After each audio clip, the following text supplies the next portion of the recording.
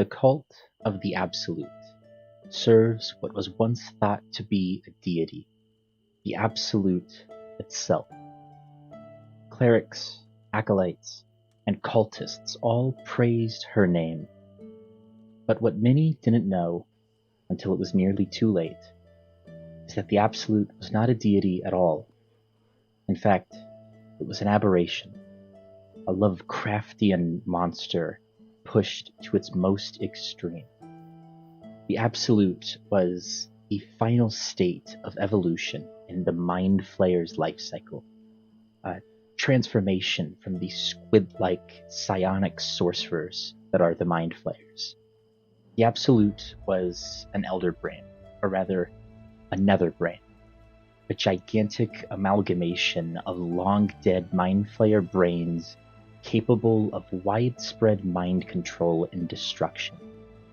Cities and empires could easily collapse from the sheer power of elder brains, and yet the Absolute's power was grasped by a more powerful hand.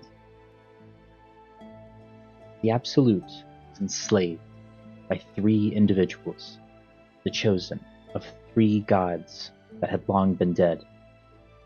There was Lord Enver Gortash, a manipulative politician and chosen of the god of tyranny, Bane. There was also Orin the Red, chosen of the god of murder, Baal, and she was the usurper of Baal's previous chosen. And finally, there was the wizened commander who would rule the army of the Absolute with an iron fist. He was the betrayer of gods, a ruthless warrior, and driven by, of all things, the power of greed. The final member of this trio was General KETHERIC THORM, the chosen of the undead Lord of Bones, Merkel. And KETHERIC is the individual we will be discussing today. KETHERIC looked to rule the Elder Brain, and following his victory over any and all heroes who stood in his path, he would betray the other chosen of the Dead Three and rule the Absolute in Merkel's name. The reason? Well, KETHERIC agreed to be Merkel's chosen on one condition. He wished the Lord of Bones to bring back a woman who had long been dead, his daughter, Isabel. Hello, my name is Cole, and I started this podcast of sorts for a school assignment with the goal of learning more about podcast and content creation, social media growth, and audience analytics. For the last few years, I have listened to videos based around my hobbies and interests while trying to fall asleep or relax. This is what inspired me to make this podcast, where I look to analyze a character from various books, movies, and games that I like, with the focus being entirely on the character themselves rather than the overall story. We'll examine the character's choices, their personality, and their behaviors, all so I can help you relax. For this episode, we will be discussing a character from what is probably my favorite video game, which also happens to be based on one of my favorite hobbies of Dungeons & Dragons. This, of course, would be KETHERIC THORM from the 2023 video game Baldur's Gate 3. First, we will touch briefly on who General KETHERIC THORM is. Next, we'll dive into his history before the game's plot. Then we will address his actions throughout the course of the game, before finally analyzing his personality and behavior that influences his decisions. KETHERIC, who is played excellently somber by J.K. Simmons, is the general of the Absolute's army, ruling this army that would be ever expanding as the cult forced more members, more followers into their mind-controlling scheme. He would be crucial in the chosen of the Dead Three's plan to stage an attack on the city of Baldur's Gate. KETHERIC would lose this battle, so to speak, which would help Lord Gortash gain more power and influence in the city of Baldur's Gate. But KETHERIC had his own goals, personal ones, and ones under the thumb of his god Merkel. all things that we will get into in this episode. KETHERIC has the appearance of a half-elf, although we will discuss in a moment that he is actually an undead half-elf.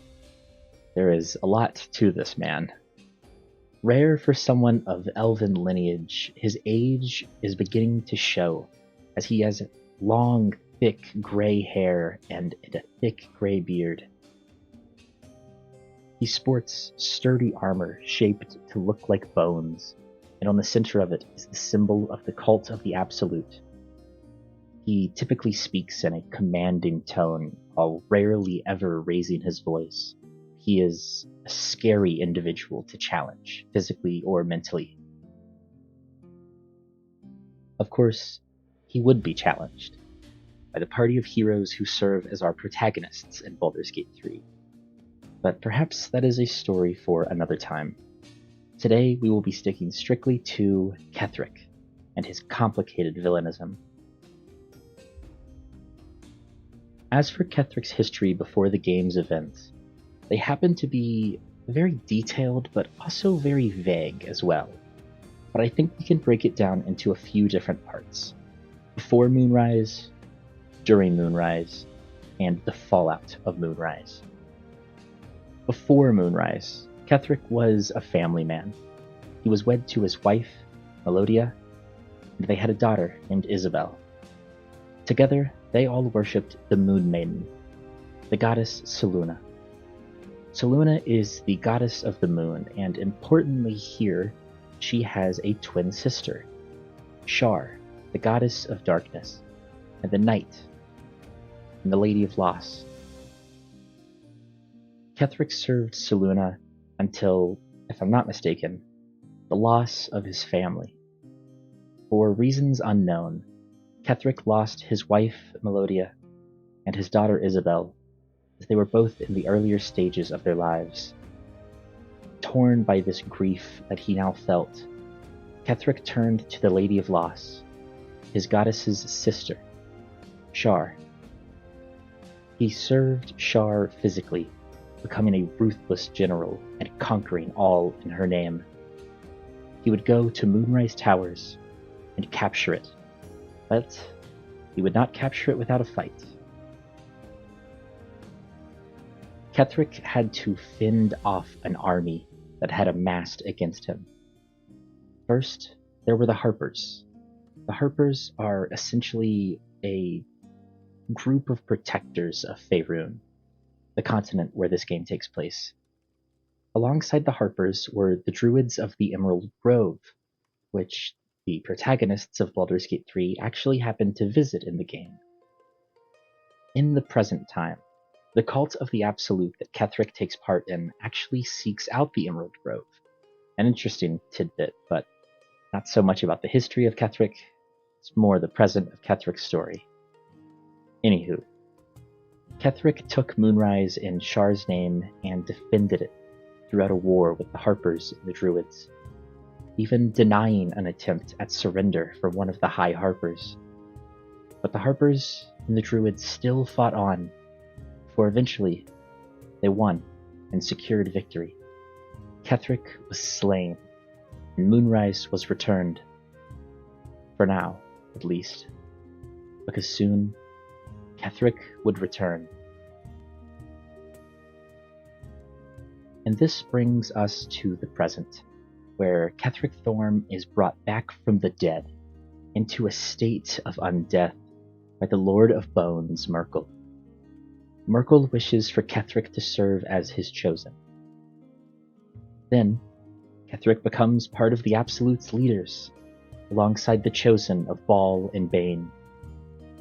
These three wield a strong, ancient magic to enslave the Netherbrain, the powerful crown. And this allows the three to mind control many, many more people using this brain's power. Throughout the game, the players get to watch this plan fall apart in many different ways, but not from the start. From the beginning, the player gets to see many mentally enslaved people in a state of rapture under the Absolute's control. They become possessed in the presence of anyone who bears a tadpole in their heads and is, in some ways, a chosen of the Absolute. This is the way that the Netherbrain controls these people. So as the player watches this creeping sense of dread, seeing dozens of people possessed by this power, they slowly begin to see the faces behind it all. One of those faces happens to have the name KETHERIC THORM. You mainly hear of him through correspondence with other members of the cult, as well as through an abstract vision that is shown to the player. As you dive into the second act of the game, that's when you begin to see KETHERIC's influence close. The player enters the shadow-cursed lands, where the absence of light will bring about anyone's demise. And at the center of it all is Moonrise Towers, once again ruled by General THORM. In the surrounding town, you can find several family members of KETHERIC's. They at least share his namesake, but frankly, no one is really sure of how they are related to our central character here. They all appear to be very grotesque and decaying, and that is putting it mildly, if I'm being quite honest. At Moonrise Towers is KETHERIC, his army, and as you come to find out, deep below the surface, there is a colony of mind flayers where they put tadpoles in people's heads. This is where they infect these people and work to expand their cult. And when you first meet KETHERIC, he is shown to be doing one or two very merciless things. If one of the cult's higher-ups, Minthara, is still alive, he will sentence her to death for failing in her mission she was sent out to do. Or maybe he sentences her to a mental death sort of thing, essentially a brainwashing, until she becomes a zombie of the cult and no longer the person that she once was. Following this interaction, some goblins that are in Minthara's command are sentenced to an actual death, a physical one that is decided by the player's hand. But in a fit of rage, one of the goblins snags a halberd from a nearby guard and slings it towards the general. As it pierces him in the chest, his eyes close. He slumps back in his throne, before his eyes shoot open once again. He removes the weapon himself, drops it in front of the goblin, and says only one word: again. She tries, once again, this goblin does, to fell the general. But it is no use. He clobbers her to death, one swift motion. And this is when you realize the true power of KETHERIC. KETHERIC is not only undead, he is immortal. KETHERIC's invincibility comes from an artifact known as the Night Song, which is said to be trapped far below in the nearby temple dedicated to Shar. As the player comes to find out, the Night Song is not an artifact, but rather a person, a celestial demigod and daughter of the Moon Maiden, Selûne. Dame Aelin, as her name is, the Night Song, has been imprisoned for the sole purpose of having her immortality sapped and given to KETHERIC. It should be known now that the connection between KETHERIC and the Night Song is not a simple one-way street. Yes, KETHERIC once swore himself to Selûne, and has now trapped her daughter for his own personal gain, but there is a triangle that connects these two to another. They share a mutual love. The Night Song had a romantic love with a mortal woman before that woman's untimely death. And this woman, as it just so happens to be, is Isabel THORM, KETHERIC's daughter.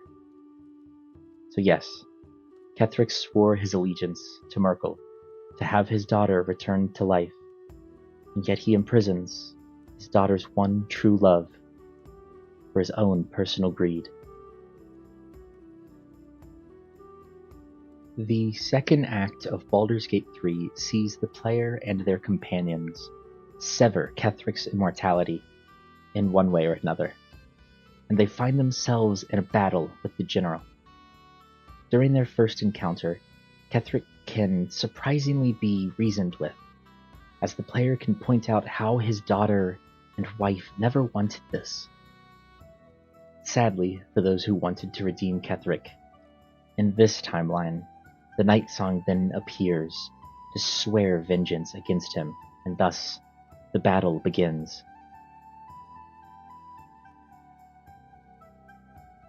This battle concludes, and the second battle begins after KETHERIC flees deep below into the Mind Flayer colony beneath Moonrise Towers.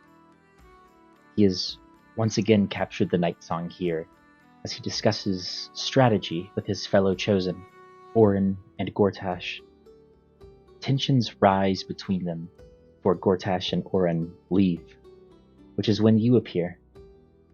KETHERIC reveals more about himself here to you, most of what we have covered, but he specifically says that he will betray his allies to conquer in Merkel's name. There is no talking him into siding with you. You can convince him to surrender, but he doesn't give himself up to you as a prisoner. It's either you fight him to the death, or he sacrifices himself to bring about a greater evil, the gigantic, skeletal apostle of Merkel. And here, as you bring about defeat to Merkel and his Chosen, KETHERIC loses his life once more after uttering his final word. Isabel, the name of his daughter. Above all, KETHERIC is a complex individual who I personally would say is undeniably evil. He is willing to do anything to get what he wants, which includes pillaging, betrayal, and desecration among several other decidedly evil actions. It just so happens that the thing that he wants is his family returned to him. While he is definitively evil, the times where the player can convince him of his wrongdoings, show him how his family doesn't want this path for him, that's what makes him a compelling character from a moral standpoint. He still goes down the path of evil, but frankly, people still mourn the loss of this character who, in another life, could have been saved before he was too far gone.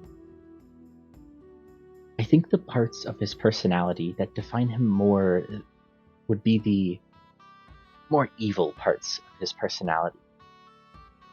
First, his obsessive tendencies show in a couple of ways throughout the story. His obsession tends to be things he wants to control, like the source of his immortality in the Night Song, and the state of his dead wife and daughter. He's very controlling over those he loves, which could be seen as him being protective as well. I just think there's more evidence pointing towards his need to control others, to be in command of all. He was a stoic, ruthless general after all. He is also quite strategic, considering he's conquered Moonrise twice at this point, and also now he recognizes that he needs to flee from the battle with you before returning to the fray.